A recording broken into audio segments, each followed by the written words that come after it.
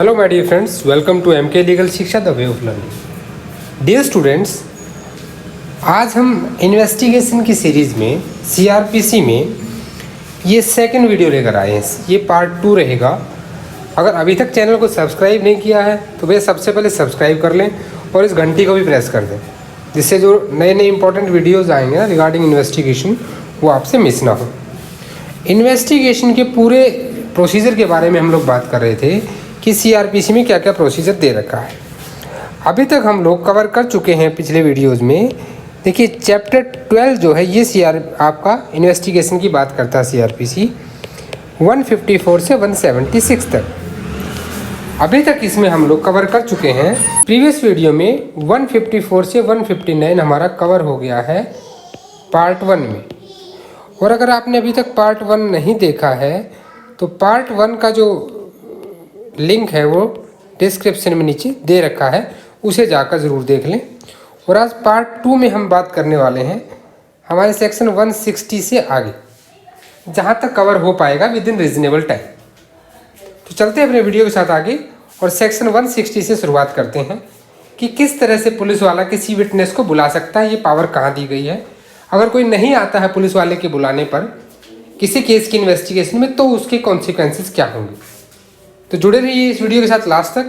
ये वीडियो बिल्कुल भी मिस ना करें, आपके लिए बहुत बेनिफिशियल होगा ये वीडियो। 154 में एफआईआर हुई थी इन अ कॉग्निजेबल केस। 155 में इंफॉर्मेशन हो जाती है फॉर नॉन कॉग्निजेबल केस। तो 154 में पुलिस वाले को इन्वेस्टिगेशन के लिए मैजिस्ट्रेट की परमिशन नहीं चाहिए। 155 में उसको मैजिस्ट्रेट की परमिशन की ज़रूरत होती है। तो जब पुलिस वाला इन्वेस्टिगेशन करता है तो इन्वेस्टिगेशन के लिए एक आईओ अपॉइंट होता है और आईओ को इन्वेस्टिगेशन ऑफिसर कहते हैं। उसकी रैंक क्या होगी ये डिसाइड किया जाता है स्टेट गवर्नमेंट के द्वारा। तो आईओ किस तरह से किसी को बुला के उसकी स्टेटमेंट्स लेगा। इट आल्सो इंक्लूड द जो एक्यूज्ड है वो उसके स्टेटमेंट्स भी लेगा। तो वो सारे बयान 161 में आते हैं, 162 में आती है ओरल एग्जामिनेशन है, उनकी एविडेंसरी वैल्यू क्या होगी। 160 बताएगा कि क्या पावर है पुलिस वाले की किसी को पर्सनल अटेंडेंस के लिए बुलाने की, बुलाएगा तो क्या उसका एक्सपेंसेस भी देगा। तो ये सारी चीज़ें आज हम पढ़ेंगे। चलते हैं बेर एक्ट की तरफ। सेक्शन 160 से हम इसको देखना शुरू करते हैं। 160 कहता है कि police officers power to require attendance of witness, यानी कि जब किसी भी कॉग्निजेबल ऑफेंस में पुलिस अपना इन्वेस्टिगेशन शुरू करती है या फिर नॉन कॉग्निजेबल ऑफेंस में on the order of magistrate वो स्टार्ट करती है, तो वो किसी भी इन्वेस्टिगेशन के लिए उसे पूछताछ करनी पड़ेगी। तो किसी को विटनेस के तौर पे बुलाया जा सकता है। तो any police officer making an investigation under this chapter में by order in writing, writing में वो भेजेगा कि भाई मुझे सो एंड सो व्यक्ति है, तुम्हारी अटेंडेंस रिक्वायर्ड है इन पर्सन। लेकिन किसको बुला सकता है, देखिए दो चीज़ें यहाँ पे याद रखिए। या तो वो अपने थाने के, ये जो उसके पुलिस स्टेशन की लिमिट्स हैं, मान लीजिए ये उसके पुलिस स्टेशन की लिमिट है, इससे किसी को बुला सकता है, या फिर इसके अगल बगल के जो थाने हैं ना एडजेसेंट पुलिस स्टेशन, उनको बुला सकता है। ऑफ हिज ओन और एनी एडजॉइनिंग स्टेशन, यानी कि खुद का पुलिस थाना और अपने आसपास के पुलिस थानों के किसी व्यक्ति को वो बुला सकता है अगर उस व्यक्ति के पास कोई ऐसे इंफॉर्मेशन, कोई फैक्ट्स हैं, सर्कमस्टांसिस की नॉलेज है रिगार्डिंग दैट केस।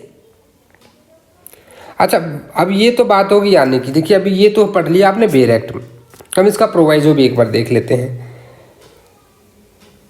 प्रोवाइजो से पहले मुझे एक चीज़ बताइए आप यहाँ पे कि मान लीजिए यहाँ पे उसने बुलाया एक विटनेस को और विटनेस नहीं आया, तो in that case what will happen. Police officer था जो कि आईओ था, आपका आईओ होता है इन्वेस्टिगेटिंग ऑफिसर। जो रैंक होती है इनकी that will be decided by state government. SI भी हो सकते हैं, इंस्पेक्टर भी हो सकते हैं, एएसआई भी हो सकते हैं, that depends upon government, state government. तो यहाँ पे पुलिस ऑफिसर ने, आईओ ने, जो इन्वेस्टिगेटिंग ऑफिसर था, ये ए को बोला कि भाई आप पुलिस स्टेशन में आ जाओ एज ए विटनेस, आपको हमें ज़रूरत है, वहाँ पे पूछताछ करनी है आपसे। और यहाँ पे साहब नहीं आते हैं, ए जो है नहीं आता है, ये बोलता है नहीं आते, जाओ कर लो, क्या करोगे हमारा। तो जो ए है अगर वो ओमिट कर देता है intentionally to attend in the police station that investigation, तो यहाँ पे आपकी आईपीसी रोल में आ जाती है। सेक्शन 174 ऑफ आईपीसी यहाँ पे रोल में आ जाएगा। सेक्शन 174 आपका क्या कहता है? 174 कहता है कि भाई कोई भी लीगल ऑर्डर को अगर आप ओबे नहीं करते हैं, कि आपको लीगल ऑर्डर दिया गया है to attend some at certain place, ठीक है, और वहाँ पे आप नहीं जाते हैं, किसी अथॉरिटी ने आपको बुलाया है लीगली, तो आपके खिलाफ क्या होगा? एक्शन हो सकता है। जो 174 है आपका, ये देखिए, जब contempt of lawful authority of public servant, chapter 10 of the IPC. और यहाँ पे दो चीज़ें होती हैं। एक होता है जब किसी अथॉरिटी ने आपको बुलाया, आप नहीं जाते हैं, तो आपको भैया 1 महीने की सज़ा प्लस 500 रुपये फाइन, ये दिया गया है। और अगर आपको कोर्ट ऑफ जस्टिस ने बुलाया है तो ये सज़ा जो है यहाँ पे कितनी हो जाती है? 6 मंथ हो जाती है, प्लस आपका 1000 रुपीज़ तक फाइन हो जाता है। ये आप 174 में याद रखें। तो 174 में वो पनिशेबल हो जाएगा भाई, तो वहाँ पे उसको अटेंड करना ही करना है। इस चीज़ को आप नोट कर लें। आईपीसी को देखिए हमने साथ में इंटरलिंक किया है, इसके आगे बेर एक्ट में लिख लें यहाँ पे कि सेक्शन 174 लगेगा अगर कोई नहीं जाएगा तो। अब प्रोवाइजो को हम लोग देखेंगे। प्रोवाइजो यहाँ पे क्या कहता है? No male person under the age of 15 years and above. देखिए इसको मैं सीधा सा आपको शॉर्टकट में बता देता हूँ। अभी देखिए आप इसको ऐसे समझिए, प्रोवाइजो में क्लियरली बताया गया है कि कोई मेल पर्सन, कौन कौन ऐसे व्यक्ति जिनको एग्जम्प्ट किया गया है कि उन्हें नहीं बुलाया जाएगा, ताकि पुलिस के जो रवैया होता है उसमें उन लोगों को परेशान ना होना पड़े। कोई भी मेल पर्सन जिसकी उम्र 15 साल से तो कम है, इससे कम है, या फिर 65 ईयर्स से ज़्यादा है, यानी कि बच्चे और बूढ़े, किसी ऐसे मेल पर्सन को नहीं बुला सकते आप। इसके अलावा ये तो होगी पहली कैटेगरी। दूसरी कैटेगरी आ गई, आप किसी वुमेन को नहीं बुला सकते, any women irrespective of age, उसको नहीं बुलाया जा सकता। तीसरी यहाँ पे आ जाती है, कौन आ जाता है तीसरा? कोई मेंटली या फिजिकली डिसेबल्ड पर्सन है, उसको भी नहीं बुलाया जा सकता है। इनको कहाँ पे भाई नहीं बुलाया तो, लेकिन उनका जरूरी है, कैसे करेंगे?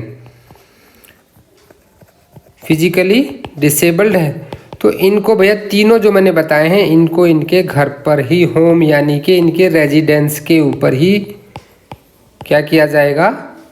वहीं पूछताछ की जाएगी। पहले हम सब रूल 2 पढ़ लेते हैं, इसके साथ एक साथ नोट करेंगे कि state government by rules made in this behalf provide for the payment by police officer. भाई पुलिस ऑफिसर जो है किसी को बुलाएगा ना, तो उसके आने जाने का खर्चा, आने जाने का किराया, LTA सब देगा उसको, जैसा कि गवर्नमेंट डिसाइड करती है, स्टेट गवर्नमेंट। लेकिन अदर देन हिज रेजिडेंस तभी मिलेगा। जैसे हमने प्रोवाइजो में बात की, तो इनके घर पे जाकर ही पुलिस को पूछताछ करनी है, तो पुलिस गई तो खर्चा तो पुलिस का लगा ना, तो वहाँ पे उनको कुछ नहीं देना है। तो सेक्शन 160 आपको क्लियर हो गया। 160 के हम कुछ केस लॉ की बात कर लेते हैं। सेक्शन 160 ऑफ CRPC, आपने बेर एक्ट पढ़ लिया, बेर एक्ट आपको समझ में आ गया होगा। अभी देखिए इसमें 2 चीज़ें आती हैं। केस आया था आपका Kamalnath versus state of Tamil Nadu. Case law बहुत इंपॉर्टेंट हो जाते हैं तमिलनाडु, 2005 का ये केस है। यहाँ पे क्या हुआ था, जिस लड़की के साथ ये ऑफेंस किया गया था वो एक आश्रम में रहती थी, तो उस आश्रम से उस लड़की को पुलिस स्टेशन लाया गया, भाई वो वुमेन थी, और पुलिस स्टेशन में लाने के बाद उससे पूछताछ की गई और फिर उसको वुमेन केयर हाउस में छोड़ दिया गया। तो यहाँ पे ये प्ली ली गई थी कि एज पर 161 का जो प्रोवाइजो है, आप वुमेन को नहीं बुला सकते। लेकिन सुप्रीम कोर्ट ने यहाँ पे कह दिया था, it is very clear that in this case section 160 को जो है वॉयलेट नहीं किया गया है, यानी कि वॉयलेट नहीं हुआ है। In this case. ये केस पढ़ेंगे तो आपको चीज़ क्लियर हो जाएगी, केस को नोट कर लें। दूसरी चीज़ आती है कि मान लो कोई व्यक्ति नहीं आता, तो क्या पुलिस वाला या मैजिस्ट्रेट उसको फोर्स कर सकता है कि तुम पुलिस वाले के सामने जाओ, पुलिस स्टेशन जाओ और अपनी स्टेटमेंट देकर आओ? नहीं। इस चीज़ के लिए आप एक सेकंड केस यहाँ पे नोट कर लीजिए। दूसरा केस जो यहाँ पे आ जाता है इम्पोर्टेंट, ये आपका आ जाता है M.N.. Sreedharan versus state of Kerala, 1981 का केस है। यहाँ पे ये कोर्ट ने बिल्कुल क्लियर कर दिया था कि magistrate has no power to issue any process compelling a person to attend before a police officer. तो ये यहाँ पे स्टेटमेंट दे दी थी कोर्ट ने, आप जिसको नोट कर लें। It may be noted that a magistrate has no power to issue any process compelling a person to attend before a police officer. तो इस केस में ये चीज़ यहाँ पे सुप्रीम कोर्ट ने क्लियर कर दी थी। तो 160 के रिगार्डिंग ये दोनों यहाँ पे इंपॉर्टेंट हो जाते हैं। 160 में देखिए यहाँ पे तीन चीज़ें ज़्यादा इंपॉर्टेंट हैं। सबसे पहले 160 को ऐसे 1 को समझे कि किसी भी व्यक्ति को बुलाया जा सकता है, नहीं आएगा तो आईपीसी 174 के अकॉर्डिंग उस पर केस किया जा सकता है, उसके खिलाफ कानूनी कार्रवाई की जा सकती है। 160 का 2 कहता है कि भी आने जाने वाले को एक्सपेंसेस मिलेंगे। Expenses are decided by state government, और पुलिस वाला वो जो भी तरीका जिस मैनर में स्टेट गवर्नमेंट ने रूल्स बनाए हैं वैसे उसको दे देगा। तो आपको क्लियर हो गया होगा आई थिंक। 160 में दो ही चीज़ें हैं। और प्रोवाइजो से यहाँ से क्वेश्चन बनता है। 161 का प्रोवाइजो जो है ये थोड़ा ज़्यादा इंपॉर्टेंट हो जाता है, तो इस पर ज़रूर ध्यान दें। प्रोवाइजो क्लियरली यही कहता है कि 15 से नीचे और 65 से ऊपर, बिलो और मोर, कोई भी मेल पर्सन, एनी वुमेन और कोई भी फिजिकली या फिर मेंटली डिसेबल्ड, अगर व्यक्ति 3 कैटेगरी हैं तो इनको भी पुलिस स्टेशन नहीं बुलाया जा सकता। इनका कहाँ पे होगा?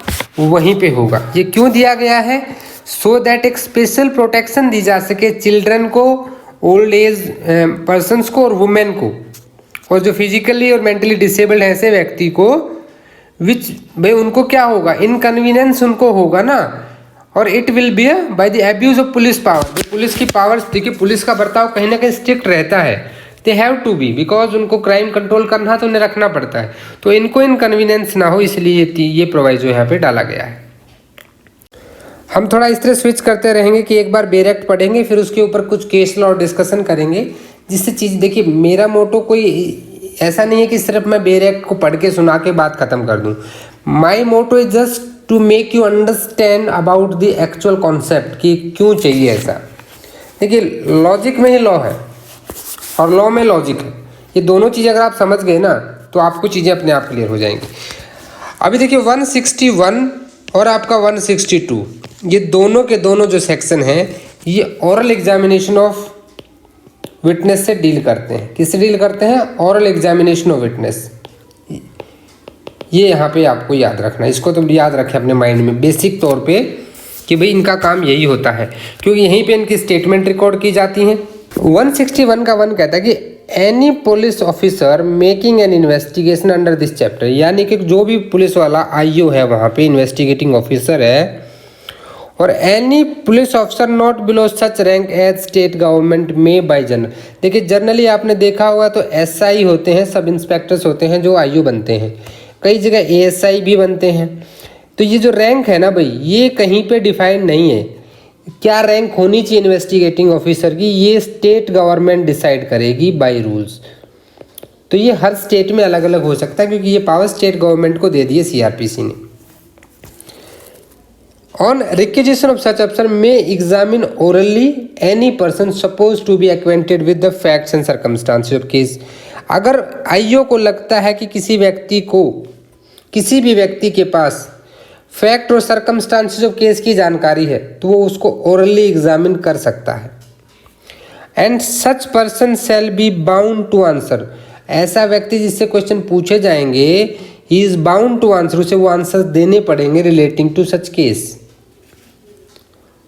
लेकिन यहाँ पे देखिए एक चीज आ जाती है, वो ऐसे क्वेश्चंस के आंसर नहीं देगा जो उसको एक्सपोज कर देते हैं किसी क्रिमिनल चार्ज के लिए, भाई फॉर फीचर पेनल्टी के लिए, यानी कि उसी को गुनहगार ना बना दे कहीं पे किसी भी मामले में। तो ऐसे क्वेश्चंस के आंसर नहीं देगा वो, ये सीआरपीसी ने उसको छूट दे दी है कि वो सिर्फ केस से रिलेटेड फैक्ट अगर उसके पास है तो वही बताएगा, बाकी के लिए बाउंड नहीं होगा। इसको आप सेक्शन जो हम इंडियन एविडेंस एक्ट का पढ़ते हैं, इंडियन एविडेंस एक्ट में सेक्शन 24 से सेक्शन 30 को भी इसके साथ पढ़ा जाना चाहिए। सब रूल 3 कहता है कि the police officer may reduce into writing any statement. देखिए यहाँ पे मे वर्ड यूज है क्योंकि बहुत सारे लोगों को उसे एग्जामिन करना पड़ता है, सबकी स्टेटमेंट हर एक लिखेगा तो ना तो सब रिलीवेंट होती हैं केस के लिए। इससे दो चीज़ें होंगी, एक तो उसके ऊपर खुद पे बहुत ज़्यादा बर्डन हो जाएगा, it is not practically possible for him to write down all the statements which are irrelevant also, and for the judiciary also it will be a burden that irrelevant statements that will make a just record बढ़ेगा, court का time waste होगा। जो भी वो course of an examination में करेगा oral exam तो उस स्टेटमेंट्स को रिकॉर्ड करेगा, और अगर वो रिकॉर्ड करता है तो एक सेपरेट और ट्रू रिकॉर्ड बनाएगा। पहले तो रफली रिकॉर्ड करते हैं, फिर उसका एक सेपरेट और ट्रू रिकॉर्ड बनाएगा of such person whose statement he record, जिसकी रिकॉर्डमेंट स्टेटमेंट उसने रिकॉर्ड की है।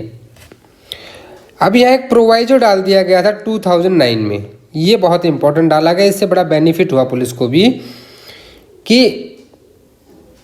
ऑडियो वीडियो इलेक्ट्रॉनिक मीन से वो रिकॉर्ड भी कर सकता है उस एग्जामिनेशन को। कैसे कर सकता है? ऑडियो वीडियो इलेक्ट्रॉनिक मीन से। और इससे क्वेश्चन कभी कभी इंडेक्स बेस्ड बन जाता है कि कब आया था, तो 2009 में ये इंसर्ट किया गया था। एक सेकंड प्रोवाइजो भी यहाँ पे आया। जो सेकंड प्रोवाइजो है यहाँ पे, ये कहता है कि provided further that statement of women, यहाँ ये किसकी बात कर रहा है? स्टेटमेंट ऑफ वुमेन की बात कर रहा है। अगर किसी महिला के खिलाफ 354, 54A, B, C, D, 376, 76A, B और C, D, E, 509 और 5PC, अगर इनसे रिलेटेड कोई क्राइम किया गया है या अटेम्प्ट किया गया है तो वो एक वुमेन पुलिस ऑफिसर के द्वारा ही रिकॉर्ड होना चाहिए। ये यहाँ पे इम्पोर्टेंट हो जाता है कि भाई महिला पुलिस है जो वही रिकॉर्ड उसको करेगी। ये जो डाला गया था ये 2013 में डाला गया था। क्रिमिनल लॉ अमेंडमेंट जो हुआ था 2013 का, खासकर निर्भया वाले केस के बाद बहुत ज़्यादा क्योस्क हो गया था, तो उस टाइम पे इसको डाला गया था। तो यहाँ पे आपने 161 को समझा, हम 162 को भी पढ़ लेते हैं और फिर एक साथ इनके केस लॉज और सब डिस्कस करेंगे। 162 भी देख लीजिए क्या कहता है कि statement to police not to be sign. कहते हैं कि पुलिस को दिया गया बयान साइन करने की जरूरत नहीं होती भाई, क्योंकि उसकी एविडेंसरी वैल्यू कुछ नहीं मानी जाती है। कोर्ट नहीं मानता उसकी एविडेंसरी वैल्यू को। कोर्ट हमेशा ये व्यू रखता है कि पुलिस ने अपना फोर्स यूज किया होगा और वो स्टेटमेंट रिकॉर्ड करा ली होंगी। तो 162 यही कहता है कि उनकी एविडेंसरी वैल्यू क्या होगी और वो साइन नहीं करनी है। तो सब सेक्शन 1 क्या कहता है कि no statement made by any person to a police officer in the course of an investigation under this chapter shall if reduced in writing, अगर वो राइटिंग में लिखी गई हैं, be signed by the person making it, nor shall any such statement और any record thereof in the police diary और otherwise, or any part of such statement or record be used for any purpose provided at the inquiry or trial in respect of any offence under investigation at the time when such record was made। देखिए यहाँ पे clear कर दिया है कि वैसी statement ना तो साइन करनी है और ना ही एविडेंस के तौर पे उसके खिलाफ यूज की जाएंगी। प्रोवाइजो यहाँ पे कहता है कि when any witness is called for the prosecution in such inquiry or trial whose statement has been reduced in writing as aforesaid, any part of its statement if duly proved may be used by the accused। भाई prosecution का अगर कोई witness है, prosecution की statement record की गई थी और उसके स्टेटमेंट का कोई पार्ट ड्यूली प्रूव कर दिया जाता है, that may be used by accused and with the permission of the court by the prosecution to contradict such witness in the manner provided by section 145 by previous writing वाली को, ठीक है, section 145 of Indian evidence act. यानी कि Indian evidence act की section 145 आपने अच्छे से पढ़ा है, क्रॉस एग्जामिनेशन की बात करता है ये कि प्रीवियस राइटिंग जो है, राइटिंग में उसका जो स्टेटमेंट रिकॉर्ड किया गया है वो नहीं दिखाया जाएगा, विदाउट शोइंग हिम उसको क्रॉस एग्जामिन किया जा सकता है, ये यहाँ पे प्रोवाइजो कहता है। सब सेक्शन 2 कहता है कि nothing in this section shall be deemed to apply any statement following within provision of clause 1 of this section 32। भाई डाइंग डिक्लेरेशन की बात कर दी इसने यहाँ पे, सेक्शन 32 का 1 क्या कहता है, डाइंग डिक्लेरेशन की बात करता है कि डाइंग डिक्लेरेशन वो स्टेटमेंट रिकॉर्ड हो गई है तो that statement will be act as a dying declaration, तो उसमें ऐसा कुछ नहीं जाएगा, कोई भी चीज़ अप्लाई नहीं होगी। जो 162 में हमने कह दिया कि एविडेंस के तौर पे नहीं लेंगे, नहीं करेंगे, तो भाई ऐसा नहीं होगा, उसको तो बुलाया नहीं जा सकता, तो उसकी उस स्टेटमेंट को ही डाइंग डिक्लेरेशन मान लिया जाएगा। या फिर सेक्शन 27 कि उसके पुलिस ने के इन्वेस्टिगेशन के दौरान जो प्रॉपर्टी उससे रिसीव की गई है खाली उतना पार्ट ही उसका रिलीवेंट होगा, बाकी नहीं होगा। तो 32 और 27 इंडियन एविडेंस एक्ट है, ये भी साथ में आप पढ़ लीजिए, ये बहुत इंपॉर्टेंट हो जाते हैं। यहाँ पे एक्सप्लेनेशन दिए इसने कि an omission to state a fact circumstances in state referred section 1 may amount to contradiction if same appears to be significant or otherwise relevant having regard to the context in which such omission occurs and whether any omission amounts to contradiction in the particular context shall be question of fact। तो वो क्या होगा, question of fact होगा।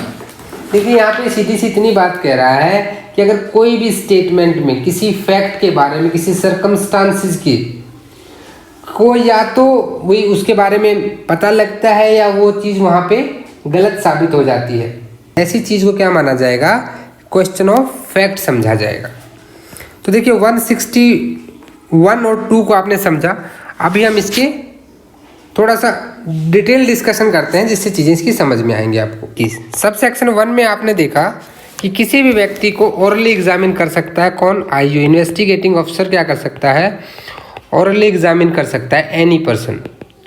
Any person कौन हो गया यहाँ पे, कोई भी ऐसा व्यक्ति who is acquainted with the facts and circumstances of the case, किसी भी ऐसे व्यक्ति को आईओ जो कर सकता है। आईओ की रैंक क्या होगी ये यहाँ बता दी गई है कि स्टेट गवर्नमेंट डिसाइड करेगी भाई क्या रैंक होगी।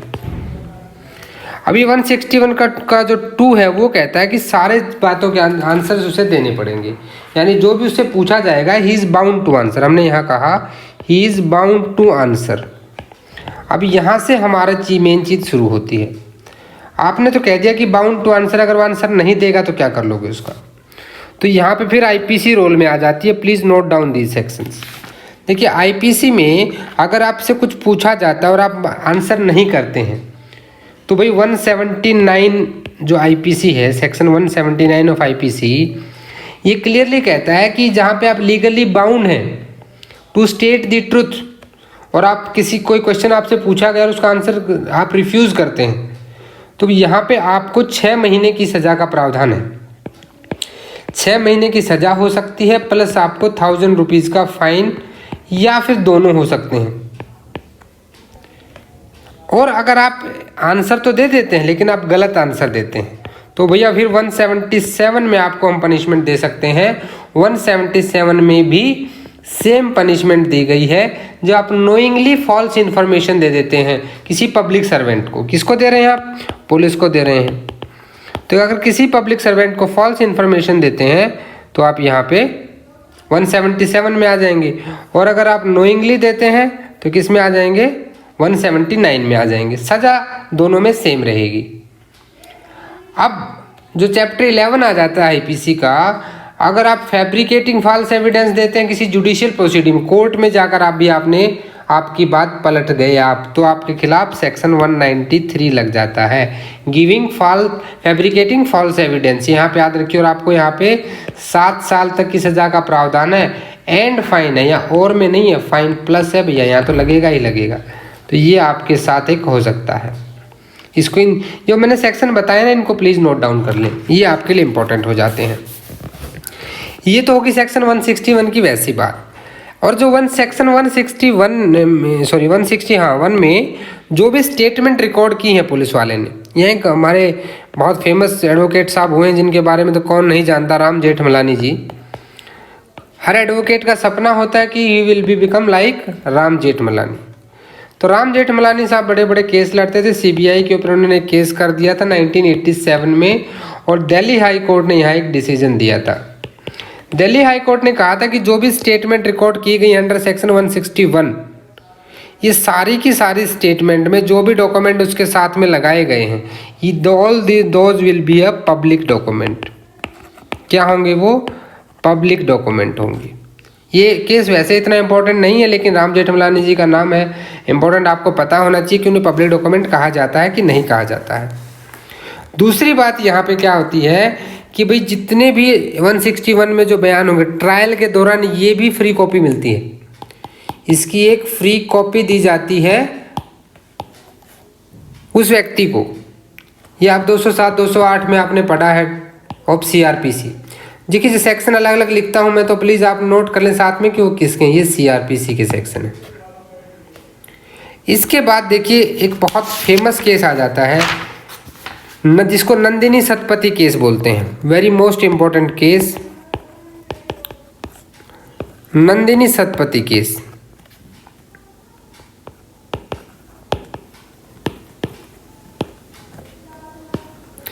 ये केस काफ़ी इंपॉर्टेंट है। यहाँ पे 1978 का ये केस है, और यहाँ पे कुछ गाइडलाइन जारी की गई थी रिगार्डिंग दिस। कोर्ट ने यहाँ पे गाइडलाइन जारी की थी, और कोर्ट ने कई सारी चीज़ें इसके बारे में बताई थी। देखिए एक्चुअली इसके पीछे बताने के रीज़न क्या था कि जो आर्टिकल 20 है हमारा, उसका सब आर्टिकल 3 ये क्लियरली कहता है कि भाई किसी भी एक्यूज्ड को उसी के खिलाफ विटनेस के तौर पे नहीं ले जा सकते आप। और अगर आप देखेंगे तो 161 का 2 भी जो है ये आर्टिकल 23 की ही बात करता है कि जिन ऐसे क्वेश्चंस के आंसर वो नहीं देगा जिन क्वेश्चंस के आंसर में उसको लगता है कि वो खुद विक्टिम बन सकता है। तो इस तरह की गाइडलाइन इस केस में कई सारी गाइडलाइंस दी गई थी, इसलिए केस यहाँ पे इंपॉर्टेंट हो जाता है। टोटल 3 गाइडलाइन आई थी। अब इस केस को पढ़ेंगे तो चीज़ें आपको क्लियर हो जाएंगी। अगर हम सब कुछ डिस्कस करेंगे तो काफ़ी लंबा हो जाएगा। फिर भी अगर आपको पूछा तो हम इस पर एक दिन अलग से एक पूरा वीडियो बना देंगे, क्योंकि अलग से आधे घंटे 1 घंटे का टॉपिक है ये, 161 और 162 दोनों ही। तो इन केस लॉज को नोट कर लीजिए, ये काफ़ी इंपॉर्टेंट है यहाँ पे। अब हमने कहा था कि साइन नहीं करेगा कोई, 161 की स्टेटमेंट साइन नहीं की जाएंगी, नोट टू बी साइन। ये हमने कहाँ पढ़ा? ये 162 में पढ़ी हमने बात, 162 में। तो देखिए 162 में ये चीज़ कहाँ आई? एक Mahesh versus state of Maharashtra, Mahesh versus state of Maharashtra, ये केस था। यहाँ पे जो सुप्रीम कोर्ट ने very clearly it is said that कि कोई भी स्टेटमेंट जो 161 के तहत रिकॉर्ड की गई है, 161 में की गई है, वो साइन नहीं की जाएगी। और जो एक्सेप्शन है यहाँ पे, एक्सेप्शन आप याद रखिए, हमने देखिए 162 में कह दिया कि भाई ये इनके खिलाफ कहीं भी यूज़ नहीं की जाएगी। कहाँ यूज़ नहीं की जाएगी? एविडेंस के तौर पे यूज़ नहीं की जाएगी। हमने 162 के 2 में कहा ना ये बात कि कहीं भी ये यूज़ नहीं की जाएगी एविडेंस के तौर पे। तो 162 का 2 ये क्लियर कर देता है इसकी एक्सेप्शंस को। 2 एक्सेप्शन इसकी यहाँ पे आ जाती हैं। एक आ जाती है डाइंग डिक्लेरेशन, और दूसरी आ जाती है आपकी सेक्शन 20, ये सेक्शन 32 का 1 हो गया ऑफ इंडियन एविडेंस एक्ट, और दूसरी आपकी आ जाती है section 27 of Indian evidence act.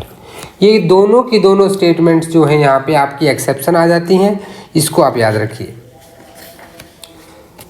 तो इन सब चीज़ों को आप नोट कर लीजिएगा।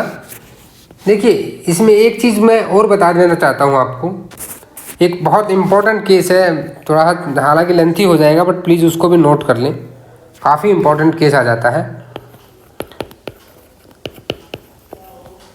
Richpal Singh versus state of Punjab, उड़ता पंजाब, मूवी तो आपने देखी होगी, 2005 का। देखिए जब भी आप वीडियो देखते देखते अगर बोर हो जाते हैं तो प्लीज़ वीडियो को पॉज कर दें, थोड़ा सा घूम के आएँ, फिर से वीडियो देखें। भाई आप तो यूट्यूब पे हैं तो आप इसको पॉज भी कर सकते हैं। अब मुझे तो बोलना पड़ेगा क्योंकि देखिए टॉपिक को अगर बहुत जल्दीबाजी के चक्कर में करेंगे तो कुछ चीज़ छूट जाएंगे। मैं नहीं चाहता कि कोई भी चीज़ यहाँ पे छूटे। इस केस में क्या हुआ था मैं आपको बहुत अच्छे से बताने की कोशिश करूँगा। देखिए ये केस मैं आपको बोल रहा हूँ कि इम्पोर्टेंट है, बल्कि मोस्ट इम्पॉर्टेंट है। आपको ये चीज़ बहुत रेयर किसी बुक में मिलेगी। मैं बिल्कुल हिंदी में आपको बता देता हूँ कि 161 के जो बयान आप लिखवाते हैं, यानी कि जो स्टेटमेंट लिखे जाते हैं, 161 के बयान आपने लिख लिए, यानी कि मैं थोड़ा सा ज़्यादा हिंदी नहीं मिक्स लिख देता हूँ। स्टेटमेंट रिकॉर्ड कर लिया आपने 161 में। उसके बाद सेकंड स्टेप क्या होता है कि 164 के अंडर में स्टेटमेंट हो जाती हैं मजिस्ट्रेट के सामने। तो जैसे 164 की स्टेटमेंट हो जाएंगी, 161 की स्टेटमेंट का इफ़ेक्ट जो है वो ख़त्म हो जाएगा। वहाँ पे इफेक्ट ऑफ 161 की जो स्टेटमेंट है that will B vanished in the sense कि वहाँ पे 161 की स्टेटमेंट का कोई प्रभाव नहीं रहेगा। अगर 161 की स्टेटमेंट लेने के बाद 164 के में उसकी स्टेटमेंट रिकॉर्ड हो जाती हैं तो 161 में जो स्टेटमेंट रिकॉर्ड की गई थी वो उसी समय से, जब वो 164 के बयान रिकॉर्ड हो गए हैं, ये उनके जो इफेक्ट है वो ख़त्म हो जाएगा वहाँ पे। तो ये इस केस में बताया गया, प्लीज़ इसको नोट डाउन कर लें। 161 और 2 के हमने कुछ डिस्कशन कर लिए हैं। अभी कुछ भी अगर आपका डाउट हो तो मुझे कमेंट करके ज़रूर बताएं प्लीज़ कि आपको इसमें अगर कोई भी डाउट आ रहा है। डेफिनेटली अगर आप कहेंगे तो किसी भी केस लॉ के ऊपर एक अलग से वीडियो लेकर भी आ जाएंगे। अभी चलते हैं 163 के ऊपर। नाउ सेक्शन 163, देखिए इसको पढ़ने से पहले मैं आपको कहूँगा कि आप सेक्शन 24 पढ़ें इंडियन एविडेंस एक्ट का, जहाँ पे जो कन्फेशन होता है, कन्फेशन स्टार्ट हो जाता है 24 से। अगर वो इंड्यूसमेंट, थ्रेट या प्रॉमिस से का इफेक्ट में है तो उसे नहीं माना जाएगा। देखिए ये क्या कहता है कि नो पुलिस ऑफिसर, यानी किसी का भी, देखिए जो इन्वेस्टिगेशन होती है that should be fair and unbiased. वो कैसे होगी? वो तभी होगी जब उसके ऊपर किसी भी तरह का कोई फोर्स इस्तेमाल ना किया जाए। उसी के लिए 163 बना है। ये कह रहा है कि no police officer or other person in authority shall offer or make or cause to offer or made any such inducement, threat or promise. ये तीनों के तीनों जो है आपके सेक्शन 24 के इंग्रेडिएंट हैं, as mention in section 24 of Indian evidence act. But no police officer other person shall prevent any caution otherwise by any person from making in course of any investigation under this chapter by statement by which he may be disposed to make of his own free will। देखिए ये बहुत simple सी बात यहाँ पे कह रहा है कि कोई भी ऐसा पुलिस ऑफिसर या कोई ऐसा दूसरा व्यक्ति जो भाई ऑथराइज कर रखा है इन्वेस्टिगेशन के लिए, वह किसी भी व्यक्ति की ऐसी स्टेटमेंट है तो वो किसी अपनी विल से देगा, ना कि उसे किसी तरह की धमकी, चेतावनी, डरा धमका के ली जाएगी, वो यहाँ पे नहीं होगी। अब यहाँ इसने एक बड़ी लाइन कह दी है प्रोवाइजो में कि nothing in this section shell affect the sub section 4 of 164। 164 का सब सेक्शन 4 क्या कहता है? देखिए ये कह रहा है, ये बात करेगा कि भी जो भी कन्फेशन रिकॉर्ड किया जाएगा that will be as per section 281 of CRPC। देखिए 163 को पढ़ने के लिए आपको 164 का 4 पढ़ना पड़ेगा, उसके बाद आपको 281 पढ़ना पड़ेगा। 281 क्या कहता है कि record of examination of accused.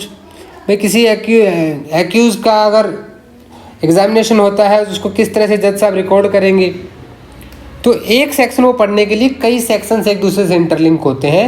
जब आप सबको पढ़ते हैं तो आपको चीज़ें समझ में आ जाती हैं। तो 163 में इतना याद रखिएगा कि इंड्यूसमेंट और थ्रेट नहीं होनी चाहिए। सेक्शन 24 को इसके साथ पढ़े। अब आ जाता है मोस्ट इम्पॉर्टेंट सेक्शन हमारा section 164, recording of confession and the statements. भाई देखिए यहाँ पे जुडिशियल मैजिस्ट्रेट कौन कर सकता है, ये क्वेश्चन पूछा गया है। बिहार जुडिशरी में भी आया था कि मेट्रोपॉलिटन मैजिस्ट्रेट और जुडिशियल मैजिस्ट्रेट, ये दो ही व्यक्ति ऐसे हैं जो उसका स्टेटमेंट रिकॉर्ड कर सकते हैं, कन्फेशन रिकॉर्ड कर सकते हैं, चाहे इनका जुरिस्डिक्शन हो या ना हो। ये चीज़ यहाँ पे ज़्यादा इंपॉर्टेंट हो जाती है। ये बात नहीं देखी जाएगी कि इनका जुरिस्डिक्शन था कि नहीं था। कोई भी मेट्रोपॉलिटन मैजिस्ट्रेट और जुडिशियल मैजिस्ट्रेट कन्फेशन और कोई स्टेटमेंट को रिकॉर्ड करेंगे in the course of an investigation के दौरान, under any other law for timing in force और at any time afterward before the commencement of the inquiry और trial. Proviso यहाँ पे क्या कहता है, देखिए प्रोवाइजो कहता है कि एनी कन्फेशन और statement made under sub section में also be recorded by audio video electronic means in the presence of advocate of the person accused of an offence. देखिए ये बड़ा इंपॉर्टेंट आ जाता है। ये 2008 में यहाँ पे डाला गया था और 2008 में जी यहाँ क्लियर कर दी गई थी कि भी देखिए अपन उसका एक्यूज का वकील भी वहाँ प्रेजेंट रहेगा और उसका ऑडियो वीडियो रिकॉर्डिंग भी की जाएगी। सेकंड प्रोवाइजो कहता है कि no confession shall be recorded by police officer on whom any power of magistrate has been conferred under any law for timing force.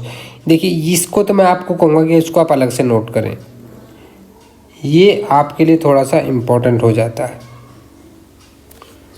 देखिए दिल्ली वगैरह में क्या होता है ना, कई बार कि पुलिस ऑफिसर्स को ही ना मैजिस्ट्रेट की पावर दे दी जाती है।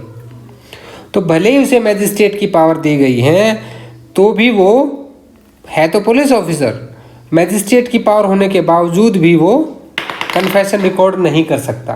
कन्फेशन सिर्फ और सिर्फ आपका मेट्रोपॉलिटन मैजिस्ट्रेट और जुडिशियल मैजिस्ट्रेट ही रिकॉर्ड कर सकता है, ये आप याद रखिएगा।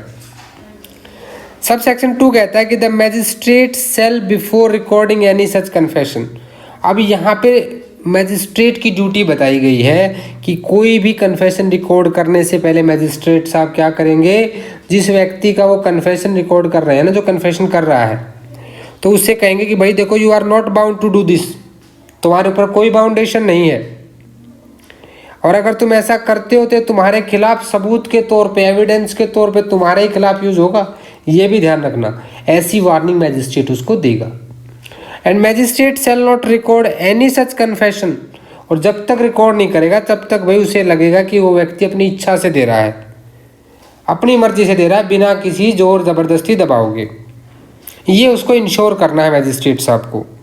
सब सेक्शन 3 में कहता है अगर before the confession is recorded, किसी भी समय कन्फेशन रिकॉर्ड करने से पहले अगर मैजिस्ट्रेट को लगता है कि वो वॉलंटियर नहीं है कन्फेशन देने के लिए, magistrate shall not authorise the detention of such person in police custody, तो मैजिस्ट्रेट साहब उसको तुरंत पुलिस कस्टडी से रिहा कर देगा कि इसको पुलिस कस्टडी में नहीं रखा जाएगा।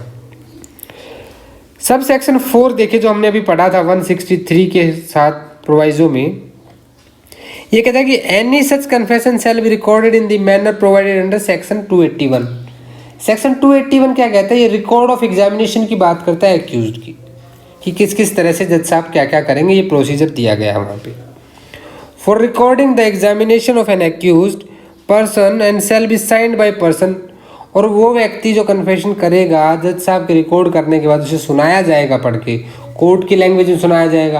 अगर वो व्यक्ति उसको समझ नहीं पाता तो थ्रू इंटरप्रेटर उसको समझाया जाएगा, यानी कि अच्छे से जो चीज़ समझ में आ जाएगी उसने क्या कन्फेस किया है, वो स्टेटमेंट उसको समझाने के बाद उस पर साइन लिए जाएंगे।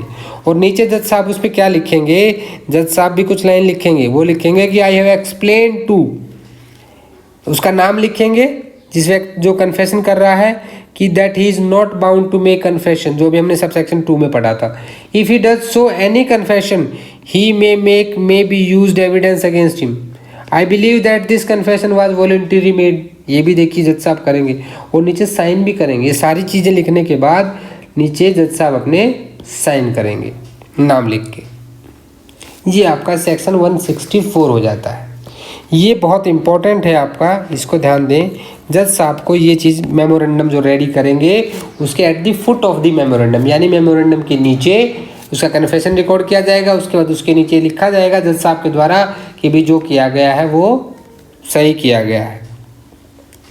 अभी आ जाइए सब सेक्शन 5 पे। सब सेक्शन 5 एग्जामिनेशन इन चीफ की बात करता है। यहाँ पे ओथ पे जब दिलाया जाता है, इसको आप section 137 of Indian evidence act examination in chief के साथ पढ़ेंगे। ये कह रहा है कि कोई भी स्टेटमेंट अदर देन ए कन्फेशन, ये याद रखिएगा कि सेक्शन 164 का 5 जो है वो सिर्फ स्टेटमेंट की बात करता है जो कन्फेशन नहीं है, अदर देन कन्फेशन। इस लाइन पे जरूर ध्यान दें। Made under sub section 1 shall be recorded in such manner hereinafter providing for the recording of evidence as in the opinion of magistrate, जैसा मैजिस्ट्रेट साहब के ओपिनियन में लगता है best fitted to the circumstances of the case, and magistrate shall have power to administer the oath to the person whose statement is so recorded. और जिस व्यक्ति की स्टेटमेंट रिकॉर्ड की गई है ना, उसको ओथ पे ले सकते हैं मैजिस्ट्रेट साहब, ये आप याद रखिएगा। अभी 2013 के अमेंडमेंट में यहाँ पे एक 5A इंसर्ट किया गया। कब के अमेंडमेंट में? 2013 के अमेंडमेंट में। In cases punishable under section 354, 54A, B, C, D, 376, A, B, C, D, E, 509, in cases में judicial magistrate shell record the statement of the person against whom such offence has been committed in the manner prescribed in subsection 5 as soon as commission of the offence is brought to the notice of the police।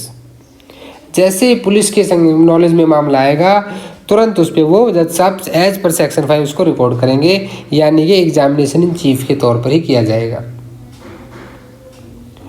दूसरा यहाँ पे आ जाता है कि भाई if the person making statement is temporary mentally physically disabled है, या तो टेम्परेरी या परमानेंटली, मेंटली या फिजिकली तौर पे डिसेबल है, तो magistrate shall take assistance of interpreter या स्पेशल एजुकेटर, या तो किसी इंटरप्रेटर की या एक स्पेशल एजुकेटर की वहाँ पे हेल्प लेंगे मैजिस्ट्रेट साहब, यानी कि पूरी क्लैरिटी होनी चाहिए कन्फेशन में।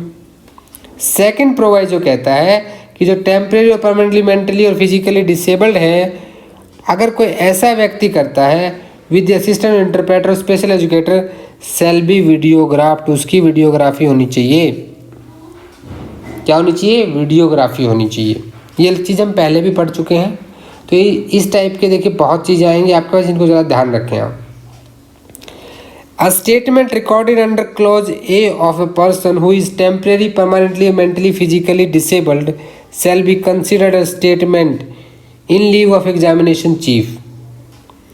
भाई जो सेक्शन 137 बात करता है एग्जामिनेशन चीफ की, उसकी स्टेटमेंट को वही माना जाएगा, उसे दोबारा कोर्ट में बुला के एग्जामिन नहीं किया जाएगा। Such that the maker of statement can be cross-examined on such statement without the need of for recording the same at the time of trial।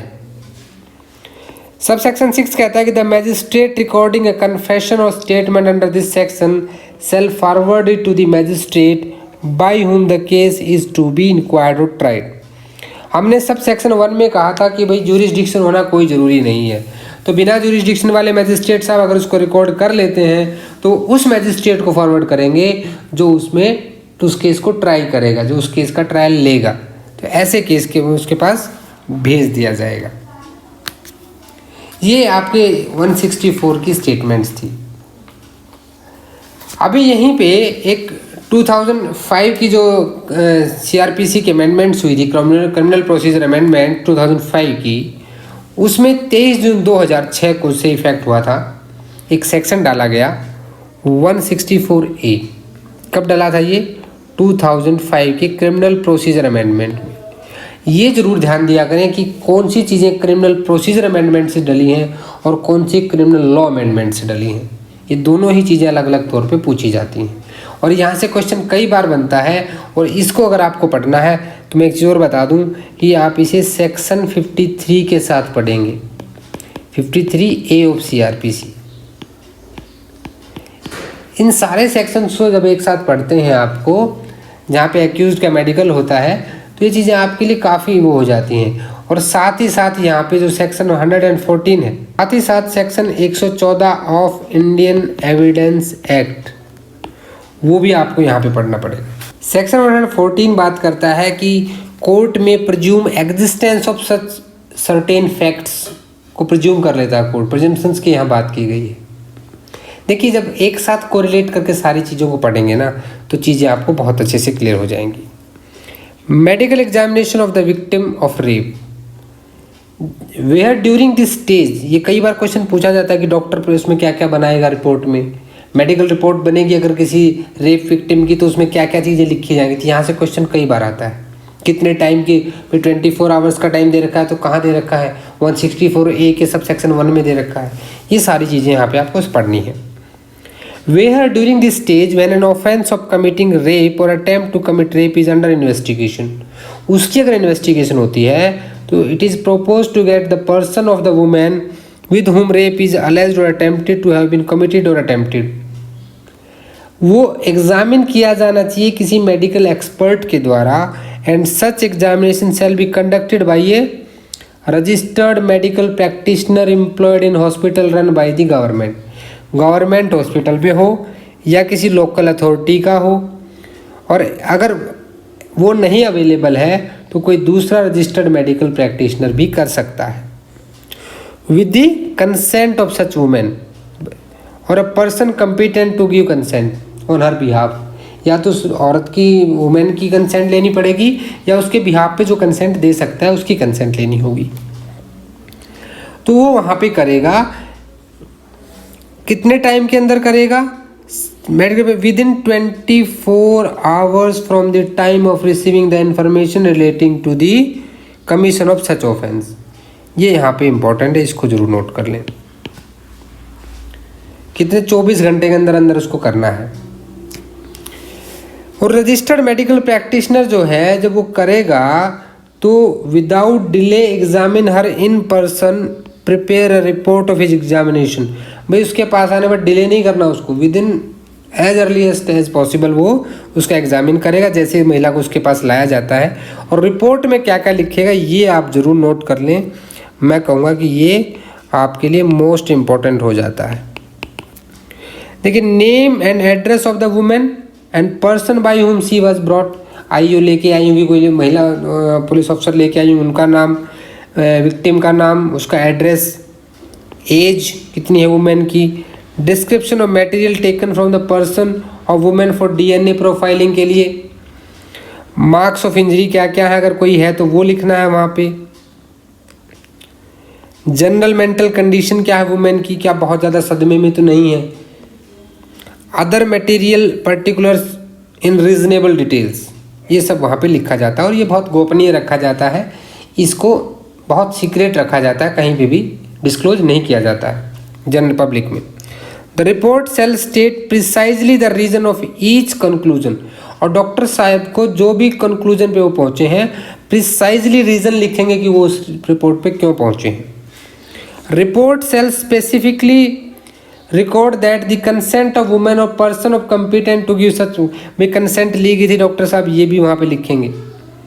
Exact time लिखा जाएगा जब आपका मेडिकल शुरू हुआ विक्टिम का और जब वो मेडिकल ख़त्म हुआ। रिपोर्ट के अंदर दोनों टाइम रहेंगे, कब कमेंसमेंट हुआ और कब कंप्लीट हुआ।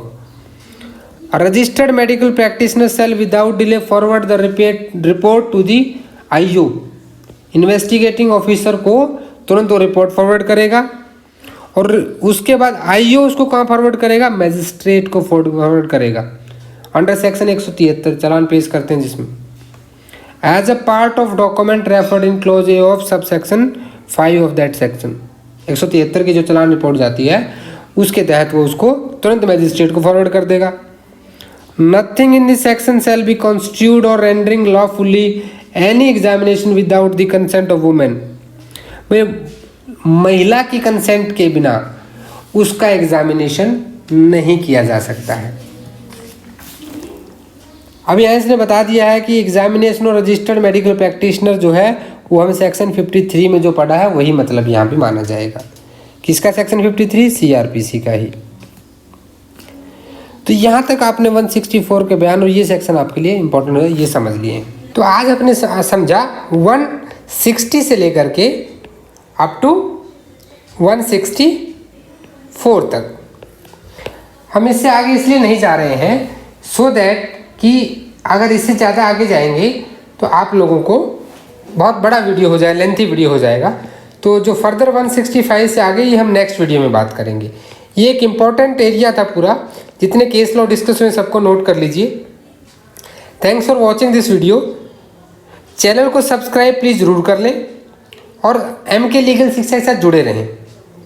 आप मुझसे मेल के माध्यम से मुझे मेल भी कर सकते हैं और जो डिस्क्रिप्शन में लिंक दिया गया है वहाँ पे आप टेलीग्राम चैनल भी ज्वाइन कर सकते हैं, जहाँ इससे रिलेटेड बहुत सारी इन्फॉर्मेशन अवेलेबल रहती है।